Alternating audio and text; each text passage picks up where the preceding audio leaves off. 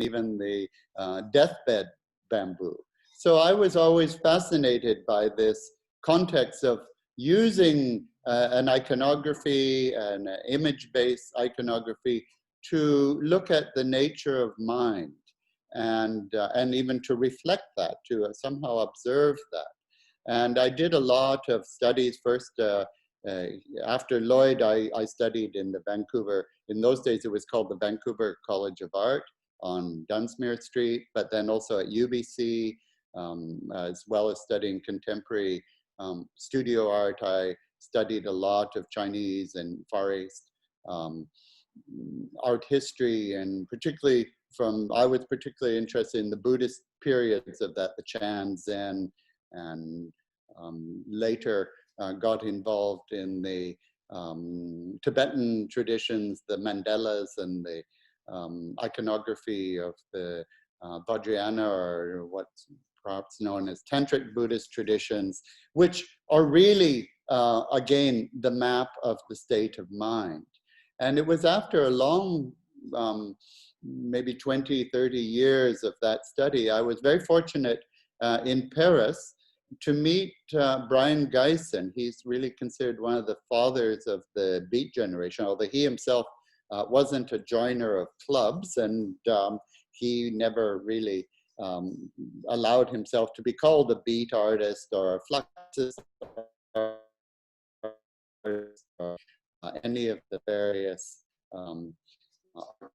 societies, clubs, groups, but he had a studio right across the street from the George Pompidou Center on the Rue Saint-Martin, and he was there actually before the Pompidou was built, and watched it, photographed it actually coming into reality. And but earlier he had lived first in Morocco for a very long time, and then later in the what was known as the Beat Hotel in the Rue de Guilcourt, just off the Place Saint-Michel, and on the left bank. And there he explored and discovered what he called this tradition of cut-up. And so when I'd met him in the early 80s, he had also studied here in Vancouver, actually, Japanese particular ink brush painting. He was being trained to be a spy, and Vancouver was the headquarters for spying on the Pacific for the Allied forces. And so he was learning Japanese, and out at UBC in one of the old Quonset huts, and they had kept back, although the Japanese community were, of course, very unfortunately interned during the war, but they kept the young Japanese youth who spoke good enough English and also knew their own mother tongue well enough, and to be able to act as language assistants and to teach Japanese. And he told me that he would walk back from UBC along Kitsilano Beach and Spanish Banks and all the way. He lived somewhere in the West End.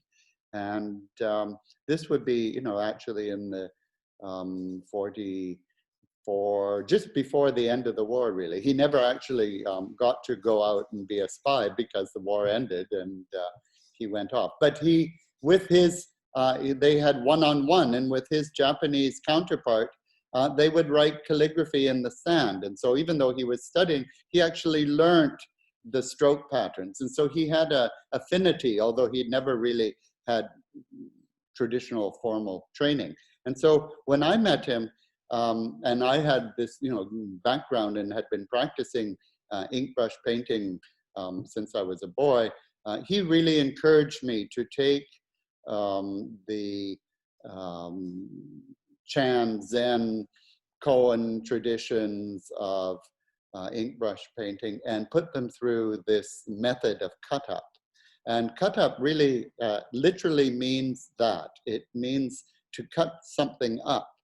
And he had been working on a picture frame that he was using his Stanley knife, and had cut the mount for the frame, And he had some newspapers underneath. And as he finished this, he realized he'd, cut right through the mount and into the words. So he rearranged them, and it was hilarious. What once he had freed the word from its literal sequential meaning and then rearranged them, he found that this stream of consciousness just automatically gave rise to extraordinary things. And it was, as it were, freed from the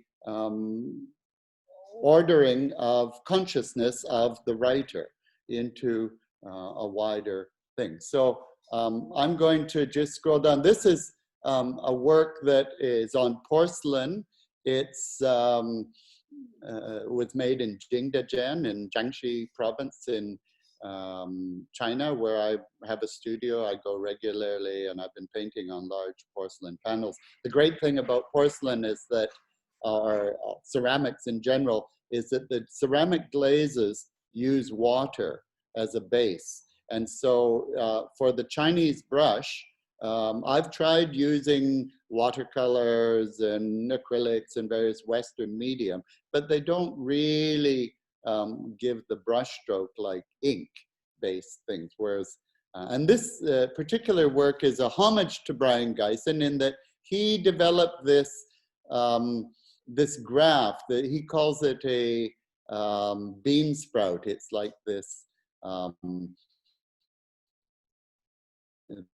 emerging from a center as a little sprout kind of thing. So this is something that after a while he developed into a much further evolution of both the cut-up technique and permutations. Here is I'm sure it's taken out of a book, and this is actually the brush strokes up in the upper right corner. He's painting on a clear piece of glass. It was part of a movie documentary during an exhibition that he presented in London at the ICA galleries I think in the early 60s. And there was a movie made of him actually doing the painting. So it's not a very clear image. I've taken it out of a catalog. But here is actually a few works of Brian's. And you see this kind of permutation. Now, his idea about this is that it actually freed, even if you could read. Now, these are his version of it's sort of a made up kanji character, but it gives this multiple layers of things. And I'll just read, there's a very short statement here by Brian saying, the cut-up offered a way of breaking through the writer's own controlling consciousness to open one's patterns of thought to the subversive will of the language. So it's a way to, in a sense, free the language from its original meaning and to go into some kind of state of universal consciousness. And actually, he introduced these techniques also to William Burroughs, who was living together at this beat hotel. There were a lot of the beats, Gregory Corso, Allen Ginsberg, many of the American beats in particular, but from all over the world were living in, it was a cheap sort of flea bag hotel in Paris, because a lot of them had been previously living in Tangiers, and when Tangiers was given back to Morocco, it had been a French protectorate, and thus they didn't need visas to live there, or they could live indefinitely for long times. And it was also the beginning of the East in terms of, even though it's very close to Europe, Europe didn't really have a deep association or even a deep understanding of the culture of the East. So when it went back to the rule under the Moroccan royal family, which was reinstated at the same time, then many of them had to leave, and they started coming back either to the Beat Hotel in Paris, or the Chelsea Hotel in New York City, or the King's Road in London. And really that's the beginning of what we know as the beat movement.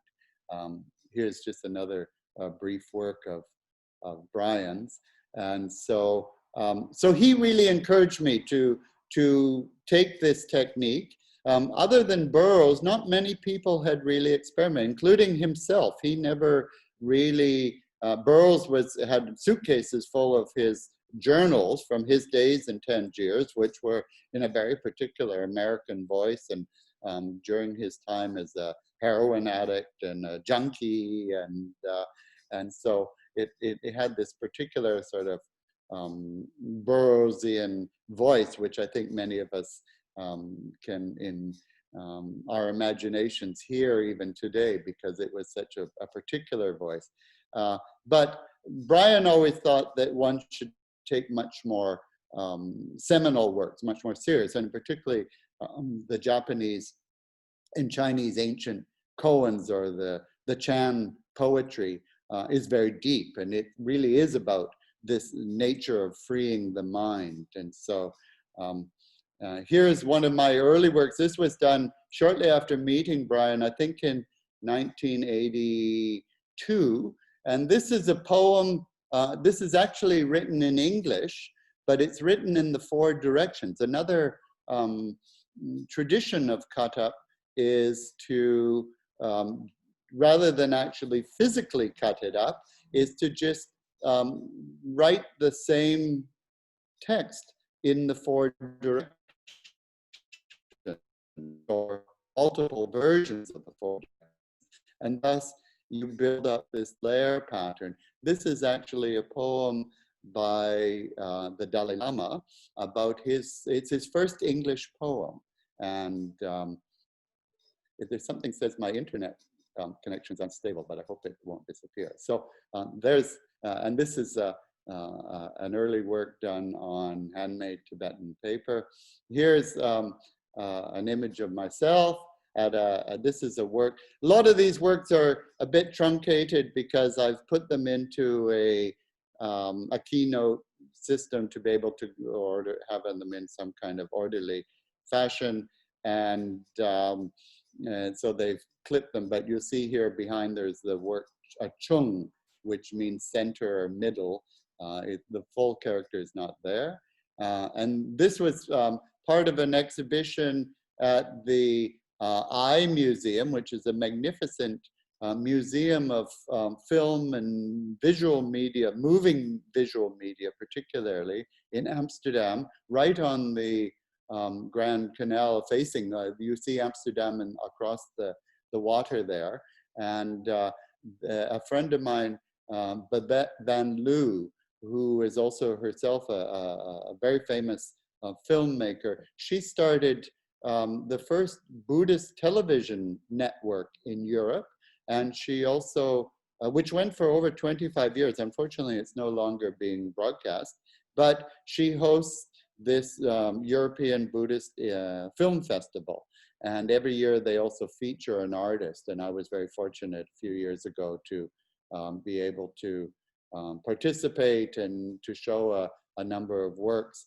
And you know, the idea of film is it's also a moving image. And by this, this sense of taking a character, these are all the character for middle, or chung, the center. And you know, we call China really, it's Chunghua, the Middle Kingdom. And so this character is very central. In the early days, this character also referred to during the Taoist period.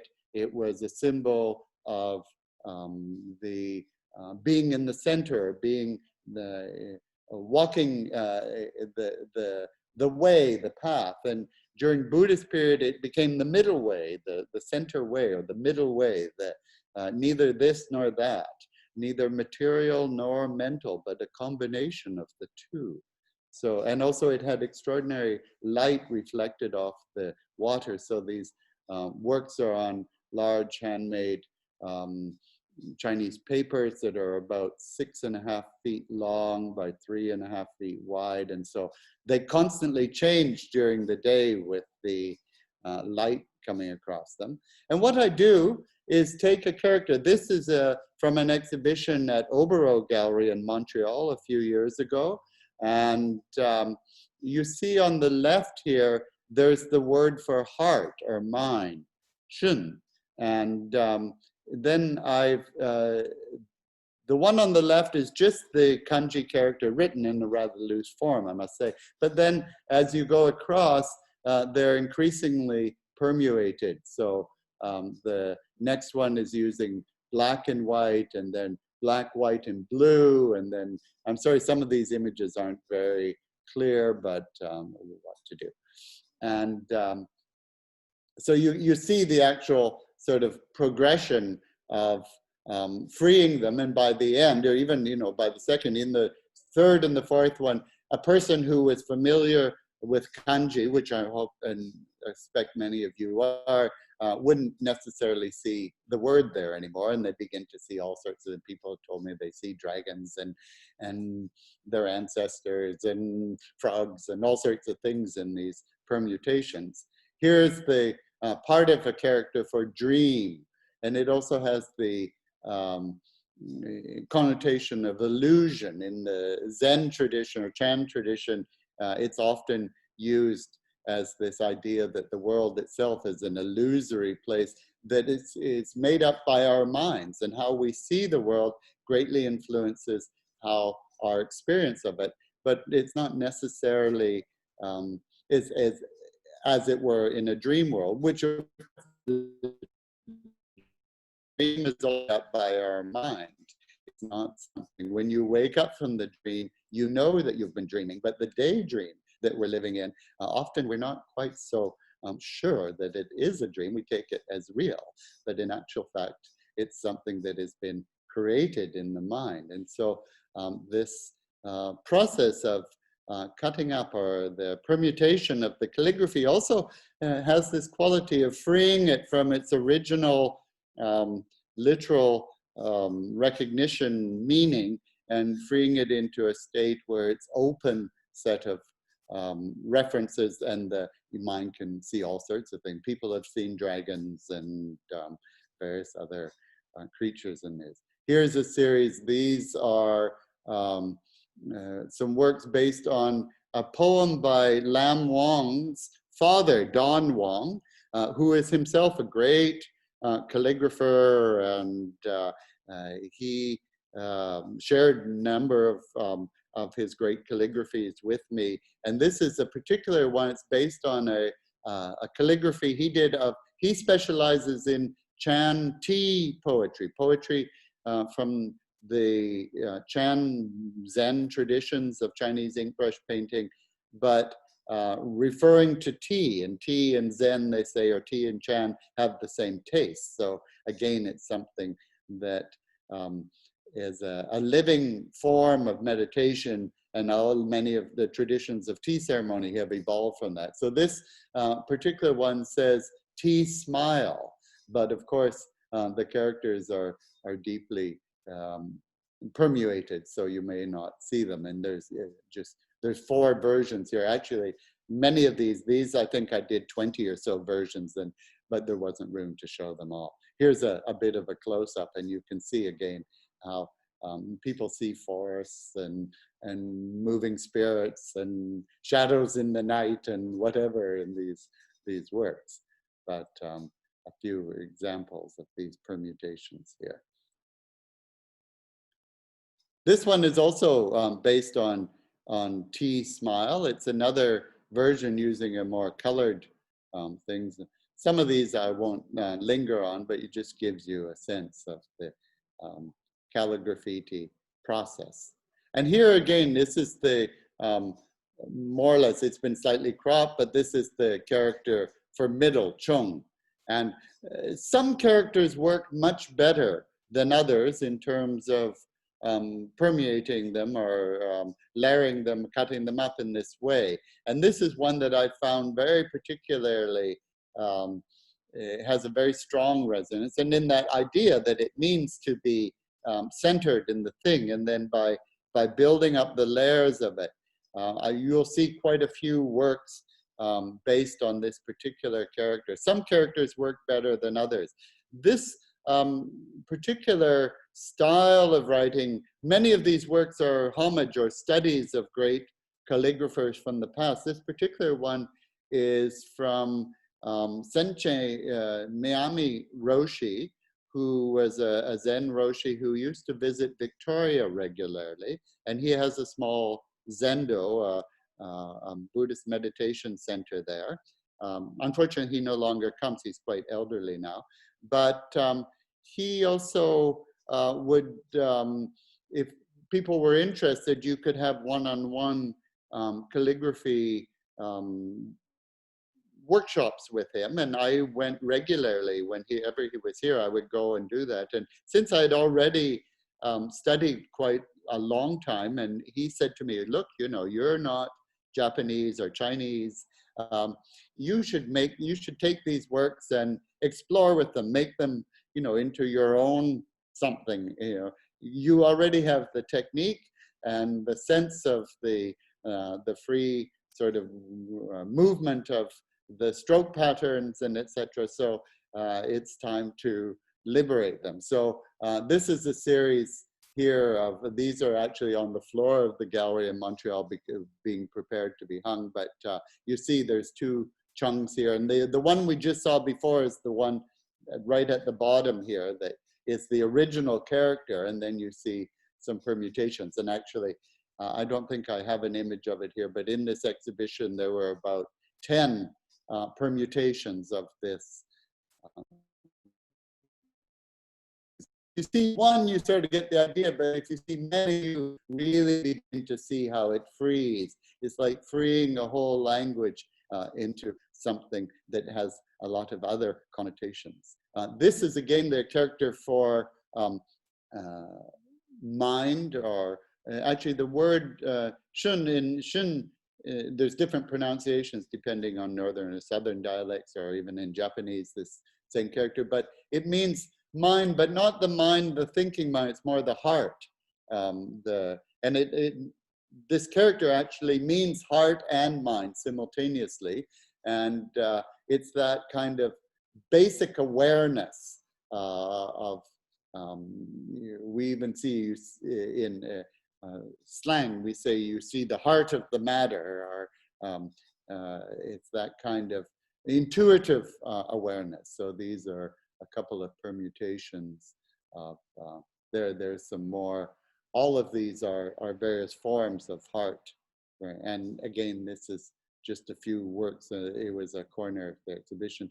This is a work for any of you who read Korean. I was part of an exhibition at the Korean Cultural Center in New Delhi. They have a large gallery and library and cultural center there. And there was a director, Mr. Day, I think he's still there. I live in Delhi for the last 40 years. I have a studio also in Delhi, and I'm there during the winter months generally.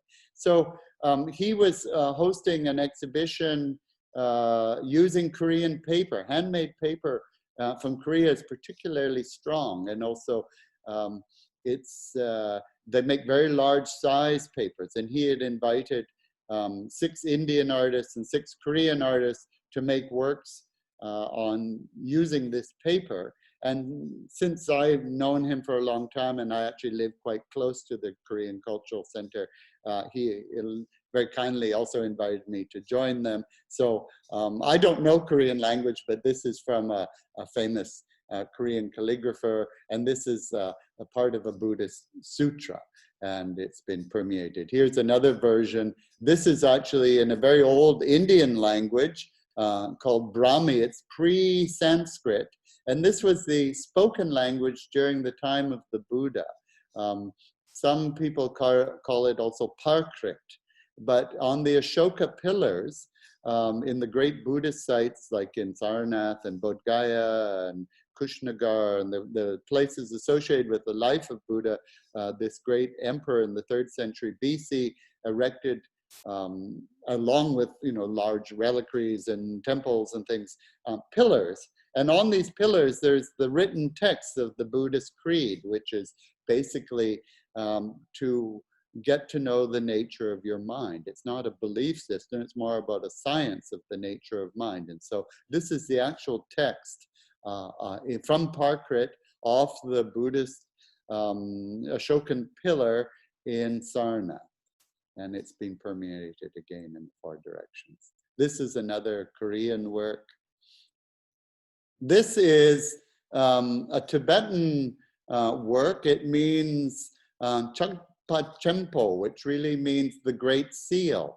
And it's also, it's sometimes interpreted as Mahamudra. It's a great tantric yogic practice. It's passed down through India into Tibet and greatly cultivated and preserved in Tibet. And this particular one was done at an artist residency in Leh, Ladakh, which is actually on the north side of the Himalayas. It's a small kingdom just west of Tibet, but somehow it never was. It was even a kingdom before Buddhism came to Tibet, and Buddhism actually came to Ladakh before it came to Tibet in about the 2nd century, and from then on. And there's a wonderful artist residency there called LAMO, the Ladakh Arts and Media Association.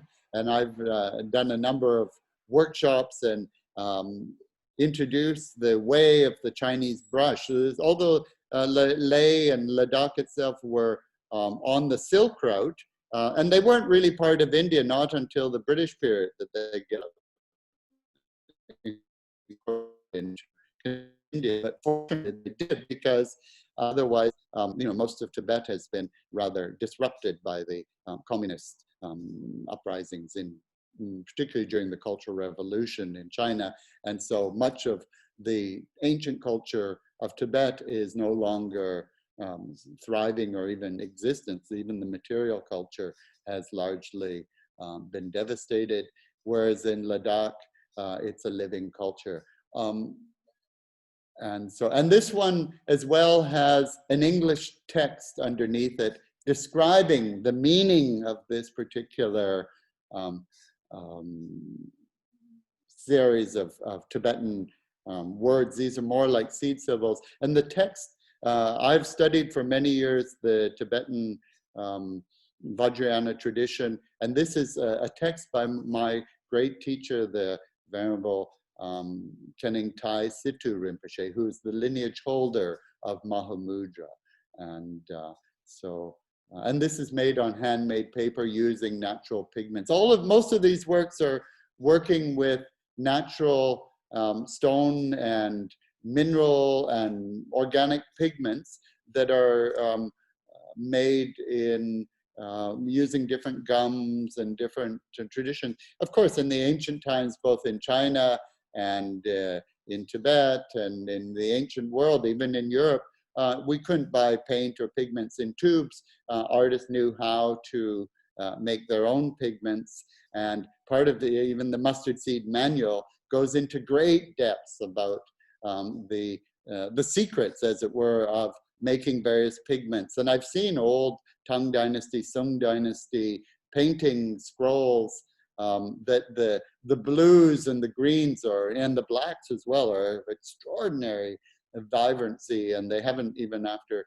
1600 years or so, faded. So this is a chung as well, but using this Ladakhi pigments and paper.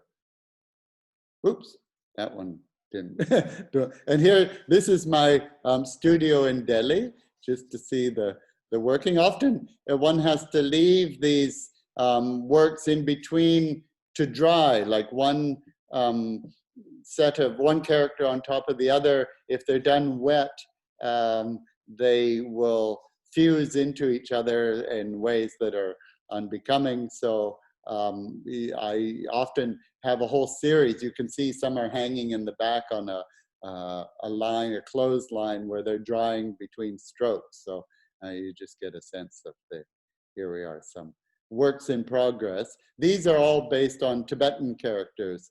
The one in the center, the one on the far left means universal monarch, and it was a title of applied to the Buddha.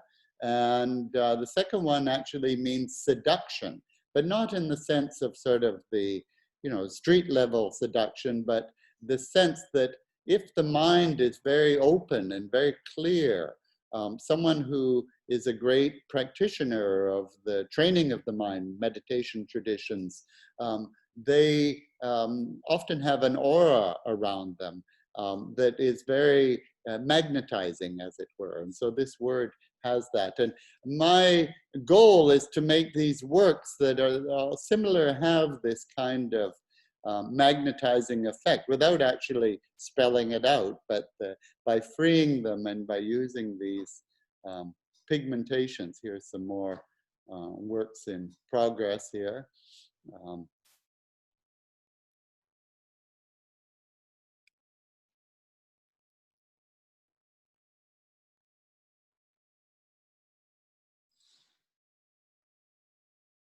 Delhi has an ancient bazaar in Old Delhi, which is huge. It's the ancient sort of Mughal city, a walled city with a great fortress and the biggest, second biggest mosque in the world. And it's a walled city, and it's a labyrinth of narrow lanes and gullies.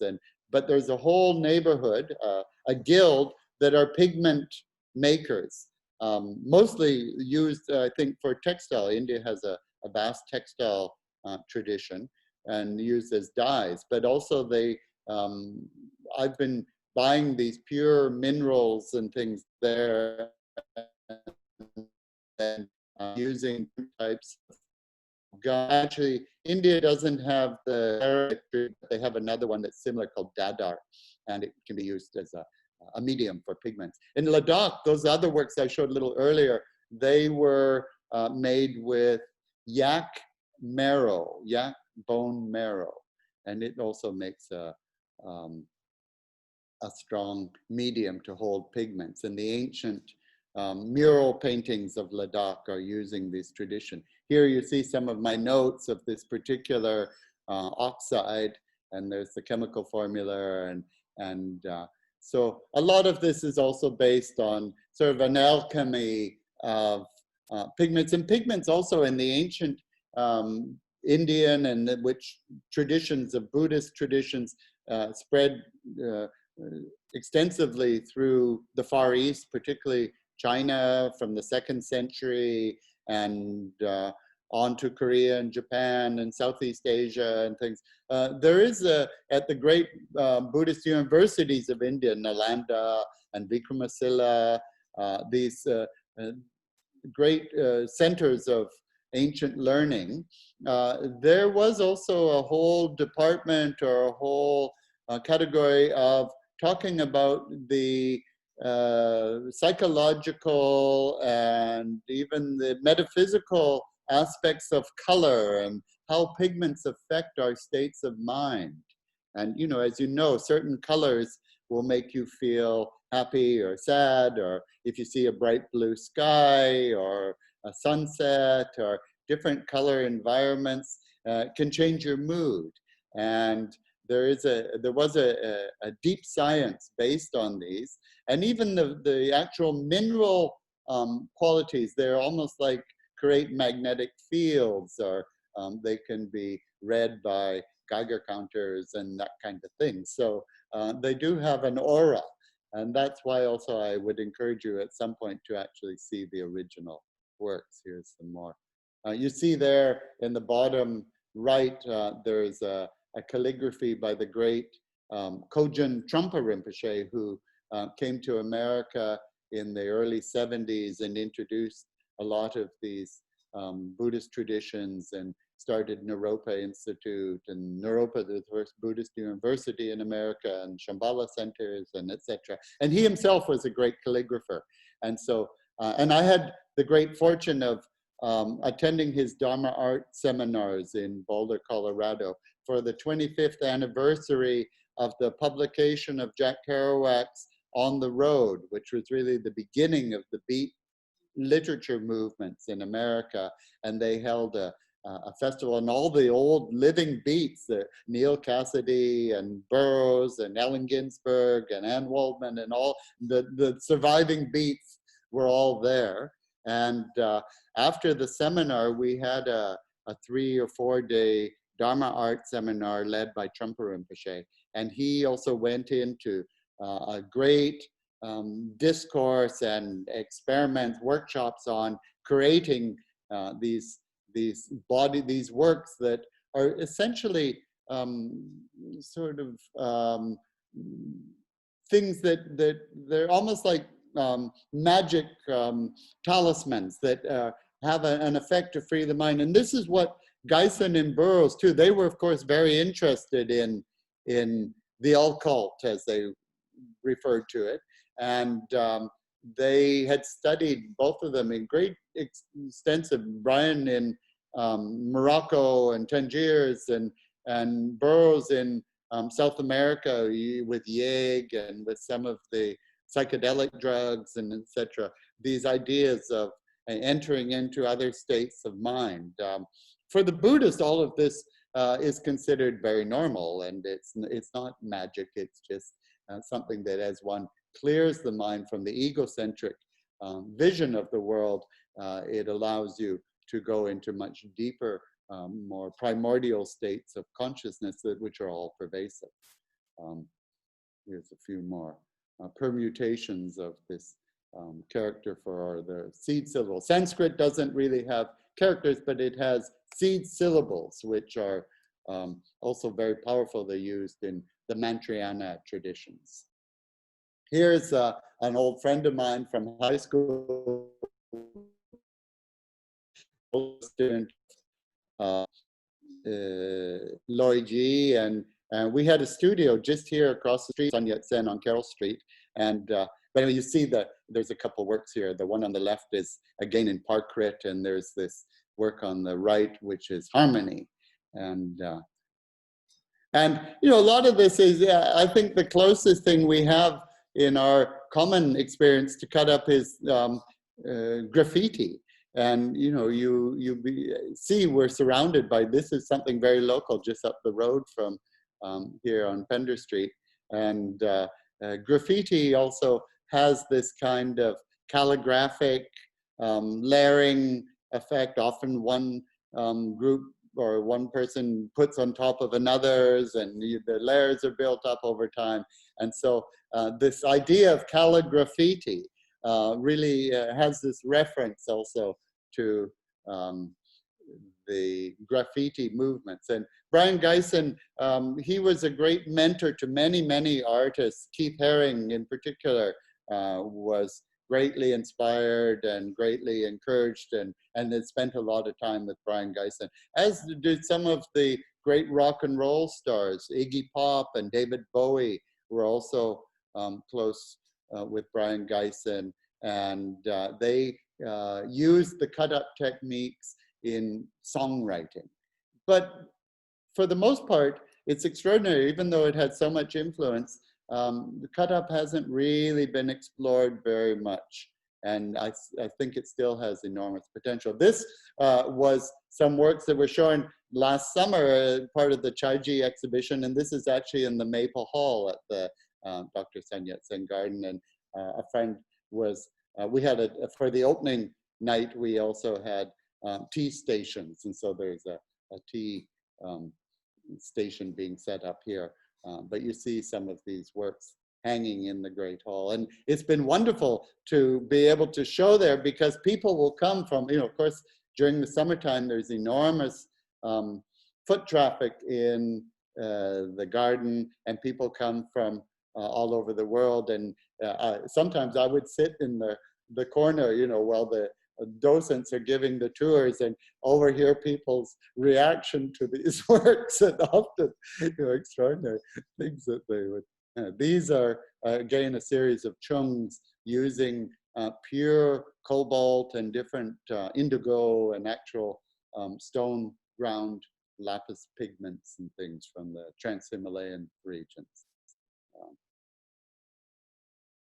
I see that the time is going fast. I have a lot more images, so I'll go more quickly through. These are more ones based on the pigments, but working on watercolor papers. My work tends to be quite large, although I've been also doing a series. I travel a fair amount, so if I'm held up in mountain retreats or in hotel rooms or whatever, I often do these smaller watercolor.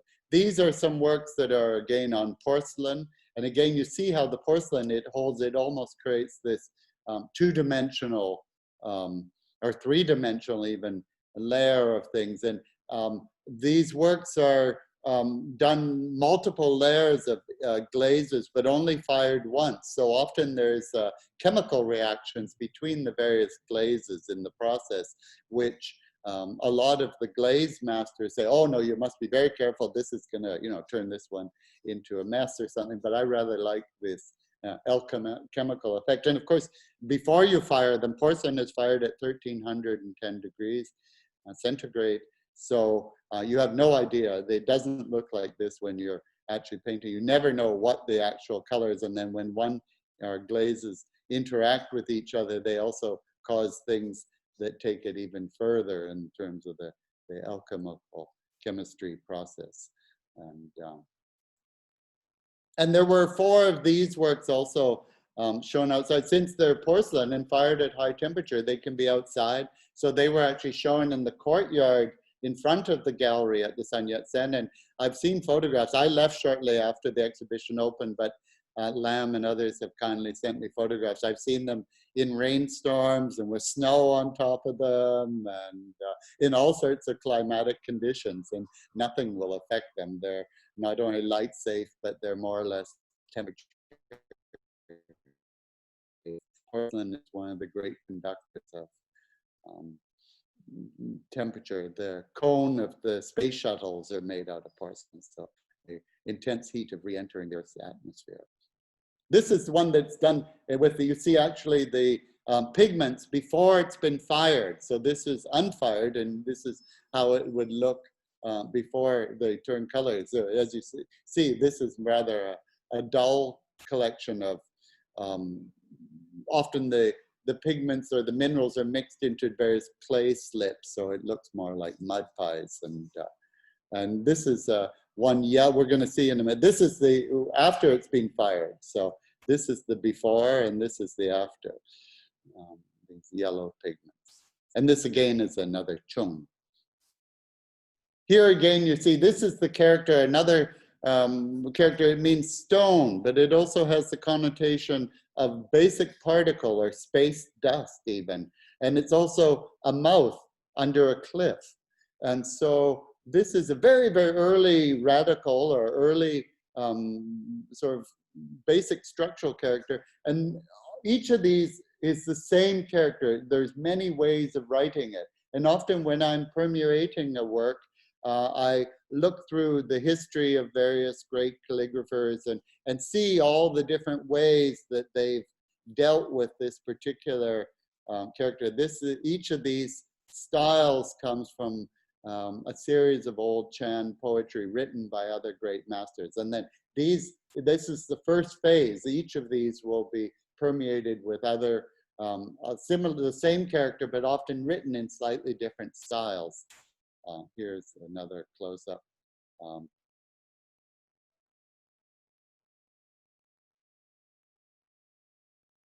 This is the 2 actual Tibetan characters, and it means like essentially good, that things are essentially already good. It's just how we see them. That here we are.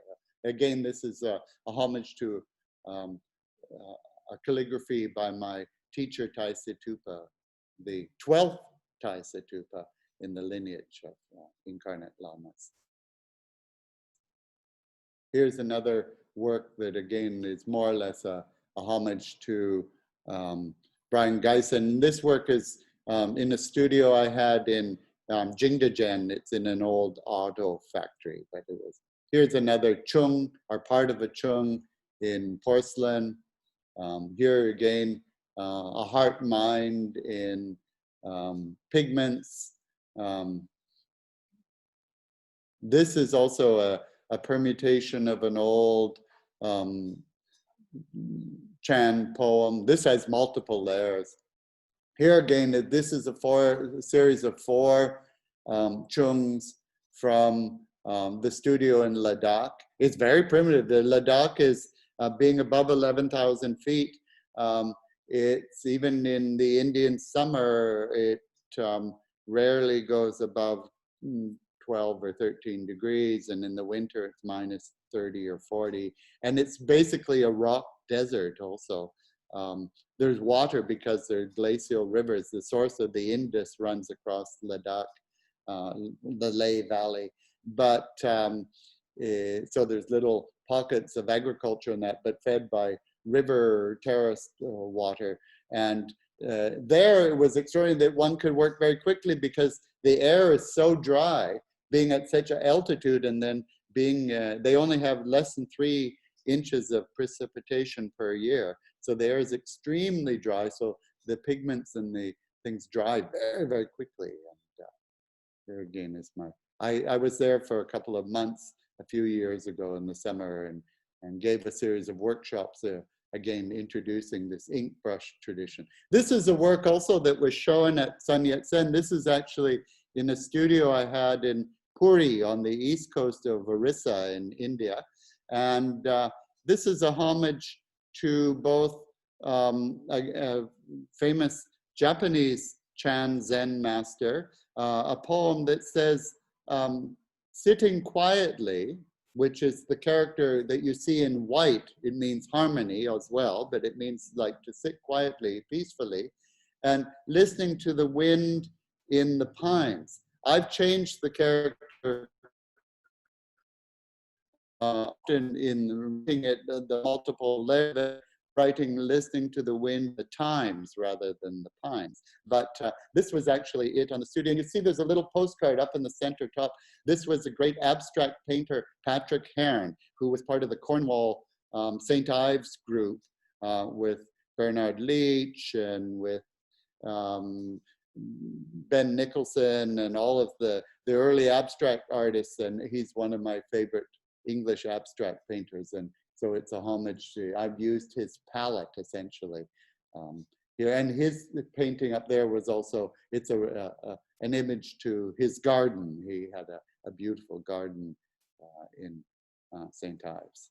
Here's some close-ups of.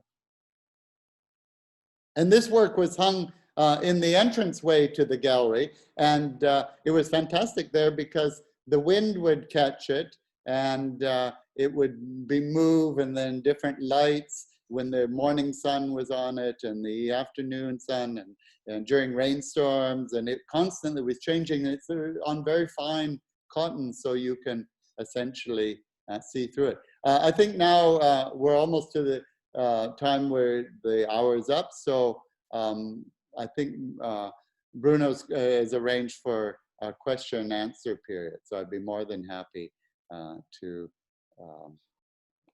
have any comments or discussion or any questions you may have, and I might just keep scrolling through the works at the same time. So once again, thank you very much, Bryan, and thank you all for joining us. I'm going to start with actually a question from Angie, Bryan. So Angie is very curious about the method of Calligraffiti, and is it done dry on dry, and how do you get the muted soft values?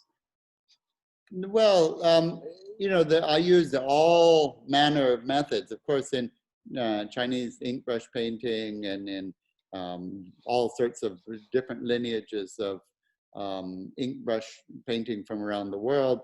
There's many, I'm often using handmade papers, and I have experimented using them wet as well, and also sometimes I use them. Sometimes, you know, in certain climates it takes quite a long time for them to dry, and some of them are even because they're made from minerals and different chemicals. They do have even actual chemistry things. A couple of times, actually, it's totally disintegrated the paper. And there was one time I was afraid that the thing was going to blow up because the smoke started coming off it. And and I had to sort of douse it in water and flush it down the toilet before it had a nasty explosion. But and I was warned by the pigment masters in this bazaar of Old Delhi. It's called Tilak Bazaar.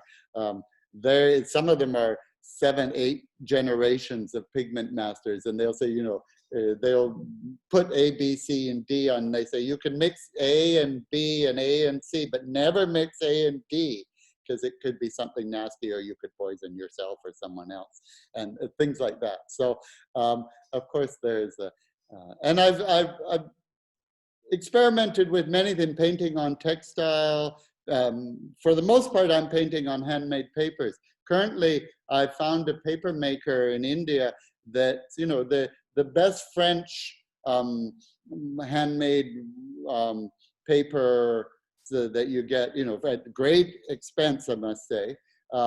They go up to maximum 400 or 500 pounds per square inch.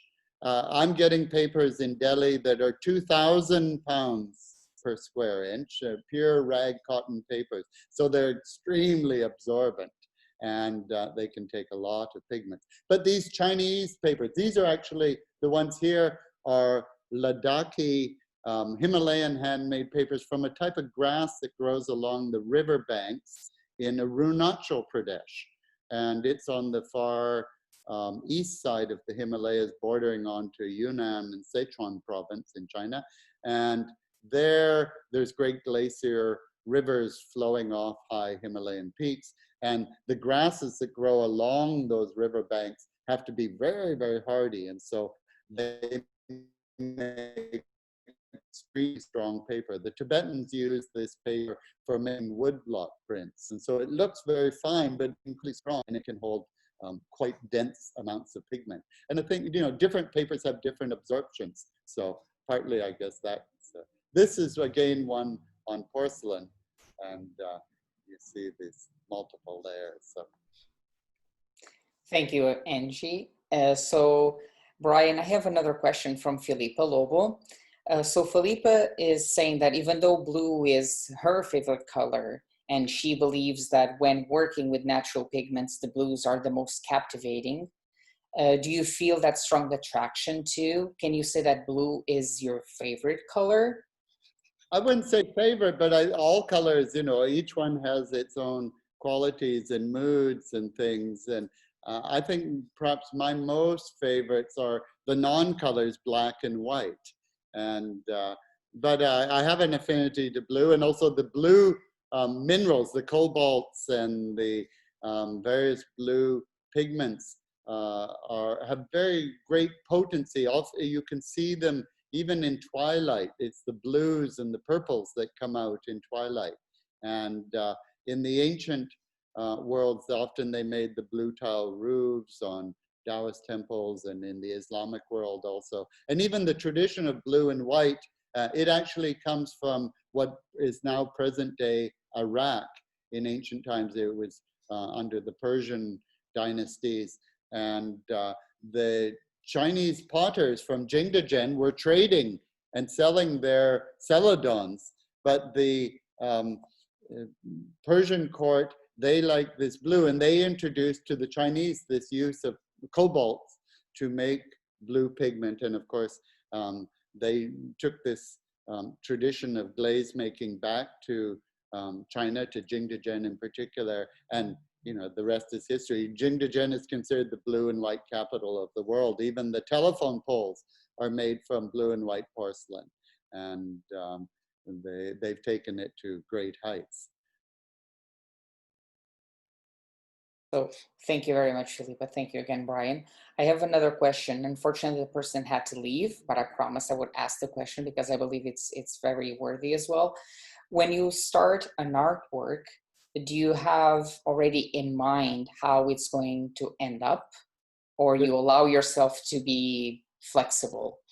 Yeah, there's absolutely impossible to have in mind how it's going to end up, because one immediately, when you start permeating things or writing one layer on another, strokes take over, and I have no idea what they're going to manifest. I have a sense of the word or the character or the reference I'm going to use, and from there it's all ordinary magic as it evolves. And even the pigments themselves, some pigments resist each other, and some come through each other, and some are more translucent and some are more opaque, and on certain greens, for example, on a black will turn a different color, you know, dark browns or other things. And so even in actual painting pigments, and certainly in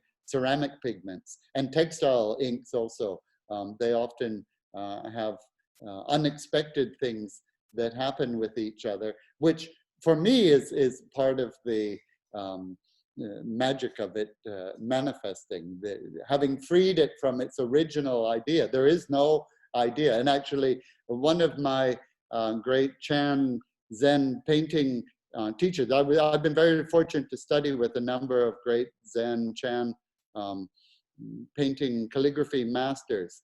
And one of the very first ones that I met in London in the early 70s, he was from the temple of Hakuin. That Hakuin was a great Zen master. He invented essentially the haiku poem. Comes from, it was his particular 5-7-5 rhyming lines. And this was the lineage holder of the Hakuin temple.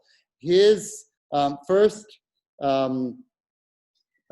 instruction to paint a Chan Zen work of art was that you stare at the paper, and when your mind becomes as blank as the paper, then right then, whatever thought comes to your mind, put it down, whether it's a character or a word or a image of a bean curd or a mouse or whatever. If you can put that directly there without altering it, without elaborating the idea, without changing your mind, just directly, then it had a power. It had some kind of, that was what he said was a Chan Zen painting. And, you know, I've practiced for many years various tea traditions, the Chinese, Japanese tea ceremonies. And in the Japanese tea ceremony, the great father of tea ceremony, Zen no Rikyu, he always said that you should hang a calligraphy in the sacred space, the tokonoma of the tea room. And just by coming in contact with that, the calligraphy shouldn't be done from a professional artist. It should be done by someone who had practiced the way, either the way of tea or the way of Buddhist contemplative meditative tradition, Zen. So they said that if that work was hung there, then even if the guests couldn't read the particular character, often these very loose characters, unless you're well trained in sort of the grass scripts of calligraphy and things, you wouldn't recognize the character itself, even someone born in that culture, but that it would affect the mood and the environment of the person. And recently in Tokyo, at Tokyo University, using very advanced latest electronic microscopes, they looked at a number of true Zen Chan paintings done by the masters from, some of them were 1,000 years old, from the early ones from China, later ones from the great masters of Japan, and ones that were done yesterday. And of course, some of these very early ones, they're copied thousands of times. The way to study calligraphy is often to copy from the masters, which I've tried to do all the time.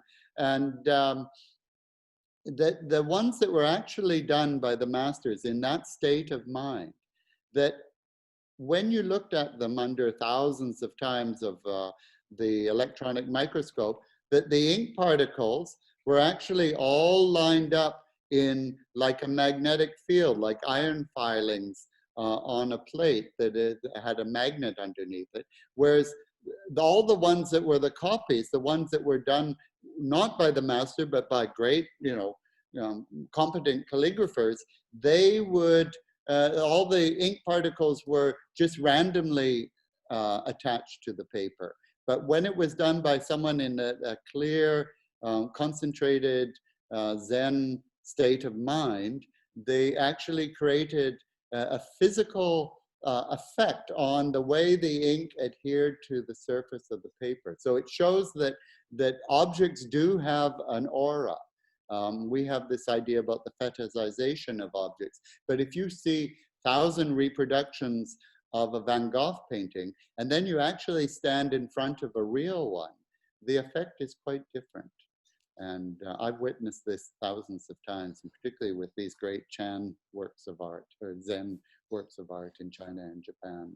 And we have a great work by EQ in the University of Alberta in Edmonton, extraordinarily. So thank you very much. I believe now I will allow Lam to, I believe he wants to say something and also to showcase some of Bryan's work, just a small video for all of you before we end this our talk. Great, fantastic. Okay, can you hear me? Hello. Can you hear me? Hi, Bryan. Thank you for Greetings the from really good talk. Westway. I'm really enjoying this.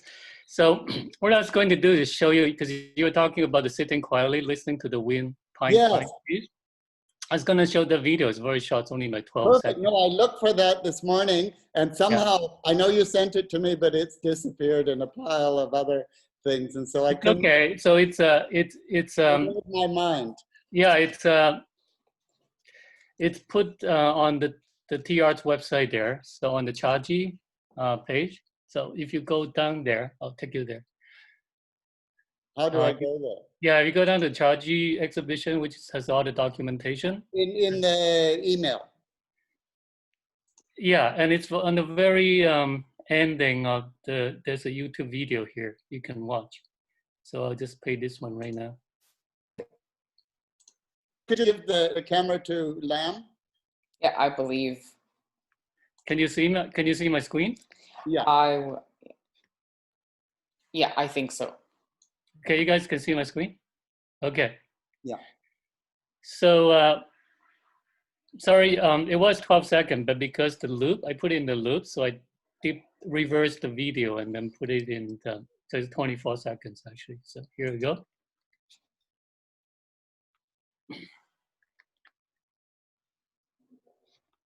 I'm only seeing you. Maybe you have to share your screen. Oh. Does everybody else see the video? No.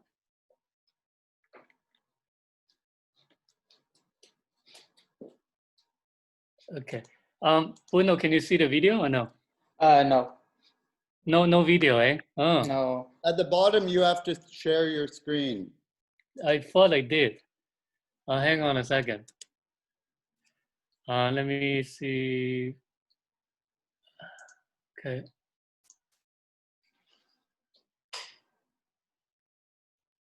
Oh, I'm seeing your screen now. You know what? Don't worry about it. I'll just put the link. I'll put the YouTube link on the chat. Yeah, send it to the chat thing, and it's very beautiful. It captures what we were talking about. It's thank you, Lam, for. Okay, no problem. I thought about showing that one, but I couldn't get it in the time to put it into it. And greatly looking forward to your and Glenn's talk at the end of the month, also on the Chinese garden, the photos of the garden. Yeah, we are still organizing that. So yeah, I'm looking forward to that myself. I went with Glenn, we call him Flaky, to visit those gardens in Suzhou, and we spent many happy days going from garden to garden. And I was telling Bruno that there's the actual garden that the Scholars Pavilion of the Yat-Sen garden is based on. Of course, the pavilion, that particular pavilion was sold to the Metropolitan Museum in New York. So there's a new antique of it is there. And the original now sits in the Metropolitan Museum in New York. And it's because of that that the Chinese Canadian community in Vancouver in particular got wind of all this going on, that they requested the Chinese government for the materials and the great masters to build the Dr. Sun Yat-sen garden. So this garden has actually given rise. It's the first classical Chinese garden that has been built in the last 300 years in the Suzhou style. And these masters that came here, there were 50 of them that came to Vancouver to actually build this new garden. They were basically doing conservation in Suzhou. They themselves had never built a garden. And of course, during the Cultural Revolution times and things, a lot of things got damaged and it needed a lot of restoration. So they were really honored and greatly intrigued to actually create a new garden. And so we really, the Dr. Sun Yat-Sen garden is a great treasure in this particular thing. It's an authentic Suzhou style garden, and it's the only one that's been created in certainly the 20th century, and hopefully it'll live on for a couple more centuries. We hope so too. And we'll make sure that we record everything you said and we'll put it on a loop in our website as well, because you're promoting us so well. Thank you so very much. I'm gonna try and share my screen with all of you, just because I think I found the video. So can everyone see my screen? Yeah. Okay, so I think is this one. So this video, it's only 24 seconds, so I'll be able to share with all of you guys. So here it is.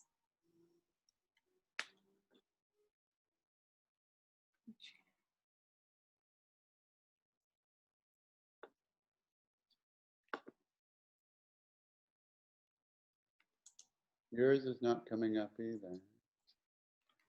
Oh, you have to go to him. Like if you go to like Bruno's little window, there's a 3 dots, and you just go pin the video. Yeah. Yeah. Okay. But then we only see you. We don't see your screen. Yeah, I just see you, Bruno. Yeah. No. No. It's okay. Yeah. Yeah, I'll make sure that everyone. I'm going to be sending all of you. This was our first attempt to share the screen with so many people all at the same time. So I'm sorry for this. Bear with me. And I'll be sending all of you the link to the video. So the video is at the bottom of the screen from the webpage. I'll be sending all of you so you can experience and see that for yourself as well. Okay, thank you again all so very much for joining us. Have a great day. Have an amazing weekend, and hope to see you again next week as well at 2 p.m. I'll be probably during this weekend or early next week announcing the person who's going to be joining us, and see you all, and thank you very much. Bye. Thank you, Bruno, Thank you for for the making talk. it possible. Great. Bravo. Thank you. Bye. Okay, see you soon. Bye. See you. Cups up.